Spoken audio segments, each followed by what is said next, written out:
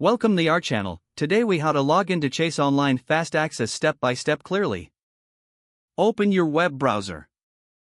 Type chase.com into the address bar and press enter. Wait for the Chase website to load. Locate the sign in button at the top right corner of the home page. Click on the sign in button. You will be directed to the login page. Enter your username in the first field. After entering your username, move to the next field. Input your password in the second field. Double-check your entries for accuracy. If you want to stay signed in for future visits, check the box next to Remember Me. Click on the Sign In button to proceed. If your credentials are correct, you will be taken to your Chase Online account dashboard. In case you forget your username or password, click the Forgot Username Password link.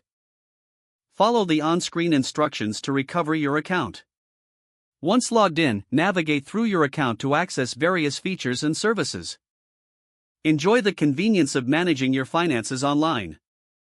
If the page does not load, refresh the browser or try again in a private or incognito window. Make sure you are using the correct email address, then retype it carefully to avoid small typos. If your password is not accepted, use the reset option and create a new strong password you can remember.